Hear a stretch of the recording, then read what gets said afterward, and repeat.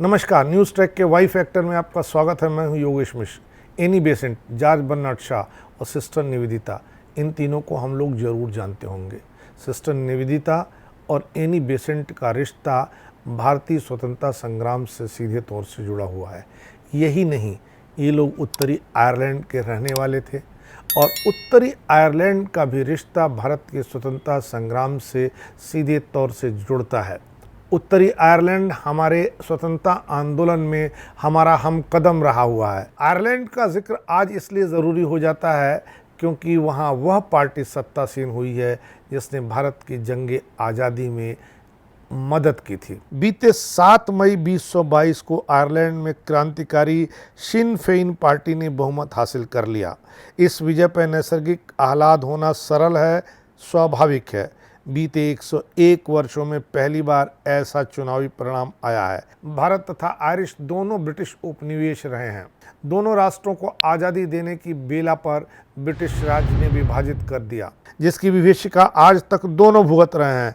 Ireland तो 5 सदियों बादशाह हेनरी अष्टम के काल से तथा भारत 1857 से मलिका विक्टोरिया द्वारा व्यापारी ईस्ट इंडिया कंपनी से सत्ता लेने के समय तक परतंत्र रहा, किंतु उत्तरी आयरलैंड और आयरिश गणराज्य अभी भी 2 अस्तित्व वाले हैं, विभाजित हैं। इस त्रासद तथ्य को मशहूर आयरिश नाटककार जॉर्ज बर्नार्ड शॉ ने आज़ाद भारत के प्रथम प्रधानमंत्री जवाहरलाल नेहरू को पत्र में लिखा था। उन्होंने लिखा था कि साम्राज्यवादियों ने मेरे स्वदेश की भांति तुम्हारे देश को भी जाते जाते बांट दिया।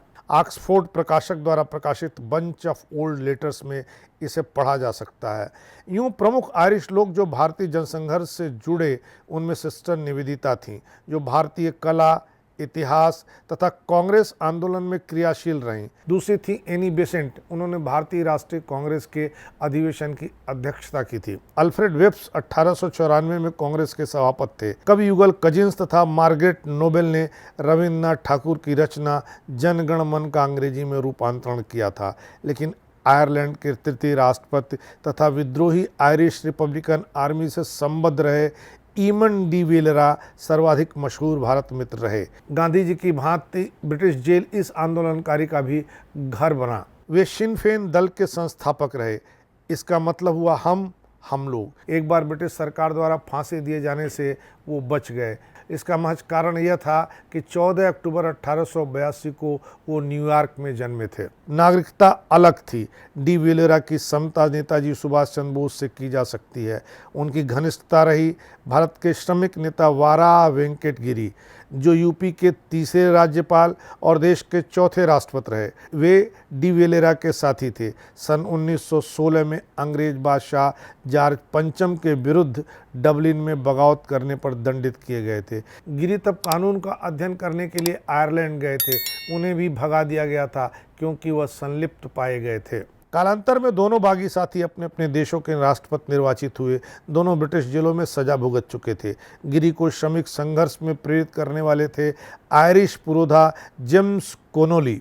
राजधानी डबलिन के झुग्गी झोपड़ी में 90 मजदूरों के लिए केवल 2 संडास और 1 नल देखकर कोनोली तथा गिरी ने मानवीय सुविधा आंदोलन शुरू किया। भारत आकर गिरी ने all India railway men's federation की अध्यक्षता संभाली। बाद में जयप्रकाश नारायण इसके लिए चुने गए। गिरी ने नेहरू काबीना के श्रम मंत्री पद से इस्तीफा दे दिया क्योंकि वित्त मंत्री सीडी देशमुख, जो आईसीएस से अवकाश पाकर कांग्रेस में आए थे, उन्होंने द्रोह किया। वित्त मंत्री के दबाव पर बैंक कर्मचारियों के वेतन पर अदालती निर्णय को नेहरू सरकार ने नकार दिया था। तब ऐतिहासिक हड़ताल हुई थी।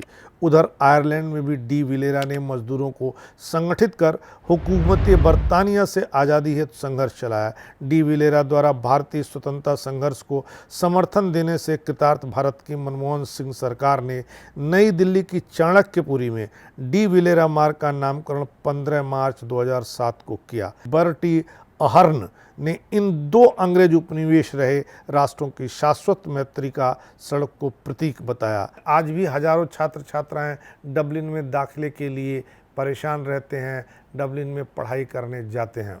डी वेलेरा राजनीति में प्रवेश करने से पहले एक शिक्षक थे।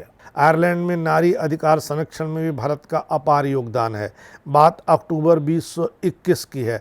कर्नाटक की दंत चिकित्सिका डॉक्टर सविता हल्लपनबार डबलिन के एक अस्पताल में काम कर रही थी। अचानक एक दिन उनके 4 माह की गर्भावस्था में मवाद की मात्रा बढ़ गई।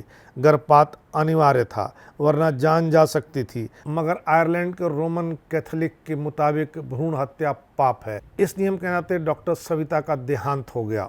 आयरलैंड में तब जन आंदोलन चला और संविधान में 36वां संशोधन किया गया, जिससे पुराने निषेधात्मक 8वें संशोधन को निरस्त किया गया। तब से वहां अनिवार्य परिस्थितियों में गर्भपात वैध हो गया है। यह भी भारत द्वारा आयरिश सामाजिक सुधार आंदोलन में योगदान कहलाता है। इन सारे दृष्टांतों में सर्वाधिक यादगार घटना ब्राइटन नगर की है।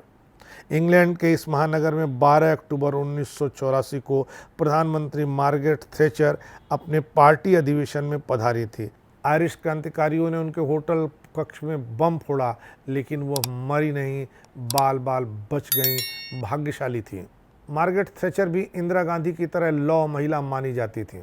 आयरिश जंग आज़ादी के दमन में उनकी किरदारी वैसी ही थी जो जलियांवाला बाग में जालिम जनरल डायर की थी। ब्रिटिश अहंकार और उसके हठ धर्म के शिकार दुनिया के तमाम देशों की जनता रही है। भारत और आयरलैंड तो बस एक प्रतीक हैं, 2 नाम हैं, लेकिन ब्रिटिश उपनिवेशवाद ने बहुत लोगों को परेशान किया।